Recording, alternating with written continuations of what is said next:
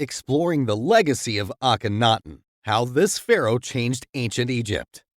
Pharaoh Akhenaten is remembered for his radical religious reforms, famously introducing the worship of just one god, Aten, with an illustrious and controversial reign that brought monumental changes to both art and religion.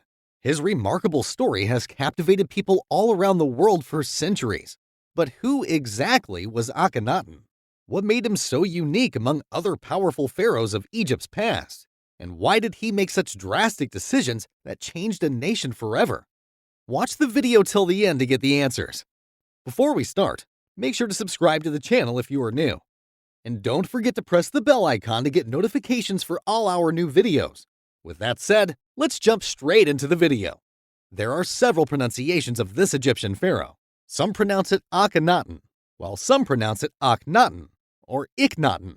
All three are acceptable and refer to this same pharaoh. Akhenaten was born in 1350 BC, the son of Pharaoh Amenhotep III and Queen Ti, who were rulers of the 18th dynasty. He was originally known as Amenhotep IV, but changed his name to Akhenaten when he ascended the throne. We will talk about this later about why he changed his name. Akhenaten had 3 princesses as siblings and was raised in a strict royal court with many tutors and mentors. He was trained in the arts, literature, culture, and other important aspects that would have made him an ideal ruler. However, he didn't have any interest in ruling and preferred to spend his time exploring nature and staying alone most of the time. He used to be a weak and frail boy, and he always had regrets about being like that.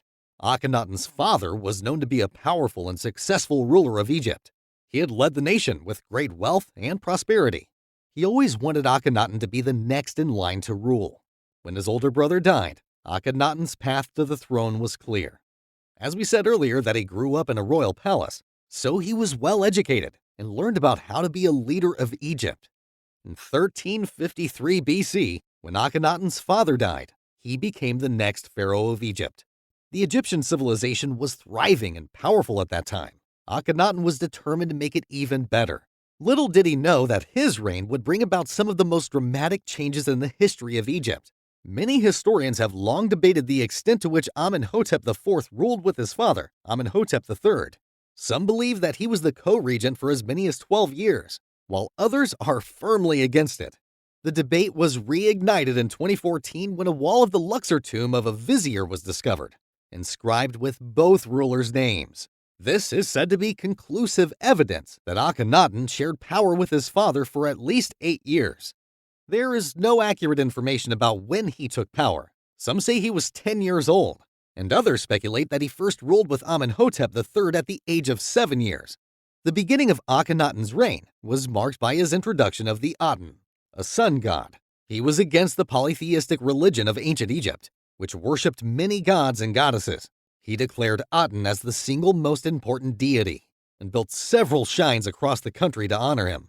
For this, he built a new capital, called Amarna, to be the center of worship for Aten. He ordered the construction of a temple complex dedicated to Aten at Karnak, northeast of the parts of the Karnak complex dedicated to Amun.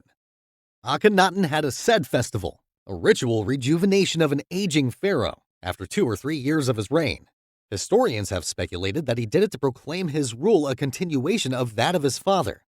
It could have been to honor both the pharaoh and Aten at the same time, as Amenhotep III was considered to have become one with Aten after his death. It could also have been done to give Akhenaten strength before his great enterprise of introducing the Aten cult and founding Akhenaten.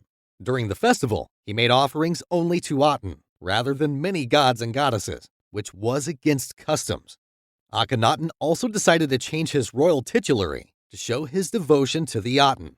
So rather than being known as Amenhotep IV associated with the god Amun, he chose to be known as Akhenaten and focus on the Aten. Egyptologists debate the exact meaning of this new personal name. Some suggest it could mean Aten is satisfied, while others believed it meant effective for the Aten. The pharaoh's reign was marked by peaceful diplomatic relations and extensive trade with foreign countries. He was said to have sent out several diplomatic correspondences, which are now preserved in museums, to the rulers of various nations in an attempt to establish friendly ties with them. Akhenaten also encouraged artisans to create works of art that were never seen before in Egypt, such as statues and reliefs depicting him and his family in a much more naturalistic style. The artwork showed them in various activities, such as fishing or hunting, or simply embracing each other in tender poses. His main wife, Nefertiti, was also portrayed as an equal to her husband. Nefertiti was ruling alongside her husband Akhenaten as the second most powerful person in the country. She is well known today for a famous sculpture of her, which has been widely regarded as some of the finest work from ancient Egypt, and is a testament to Nefertiti's beauty. The sculpture is so iconic that Nefertiti has often been referred to in history as the most beautiful woman in the world. When Akhenaten died, Egypt began to slowly return to its traditional polytheistic religion. Yes, Akhenaten did establish the worship of the Aten, but it was closely linked to himself and eventually fell out of favor. His successors, starting with Tutankhaten, took steps to distance themselves from Atenism. Tutankhamun restored the temples of other gods and ordered the name of Amun to be restored on inscriptions where it had been removed or replaced by Aten. To further signify the break with Aten worship, Horemheb claimed to have been chosen to rule by the god Horus. These steps eventually led to a complete restoration of the worship of Amun and the disappearance of Atenism. The death of Pharaoh Akhenaten at Amarna in 1336 BC left a mystery that has been debated by Egyptologists ever since. One of the most famous and enduring theories about Akhenaten is that he may have suffered from a genetic abnormality or medical condition. This theory has been based on the fact that his portrayals in artwork and reliefs are highly unusual for a pharaoh of Egypt, and many of his physical features have been interpreted as debilitated or androgynous. The most common genetic disorders that have been suggested to explain Akhenaten's unusual physical traits are Frelick syndrome or Marfan syndrome. The symptoms of both of these illnesses are consistent with some of the physical characteristics that appear in depictions of Akhenaten. Frelick syndrome is commonly linked to Akhenaten due to its association with mental impairment and sterility.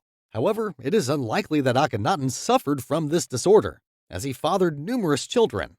Marfan syndrome has also been suggested due to its association with tallness, long, thin faces, elongated skulls, overgrown ribs, and enlarged thighs. These symptoms appear in some of the depictions of Akhenaten, but DNA tests on Tutankhamun proved negative for Marfan syndrome. Even though much of Akhenaten's life has been left to speculation, we know that he was an influential figure in ancient Egyptian history. His religious reforms, groundbreaking artwork, and diplomatic skills have made him a beloved figure in the eyes of many historians. He may not have been successful in the long run, but his legacy is still alive. Even today, people are fascinated by Akhenaten and his attempts to introduce a new religion in Egypt. So, this was all about Akhenaten. His revolutionary views and far-reaching influences are still felt to this day, and his story will be remembered for years to come. If you enjoyed the video, give it a big thumbs up to show us some support. Also, let us know in the comments if you want to see more videos on similar topics. Goodbye until next time.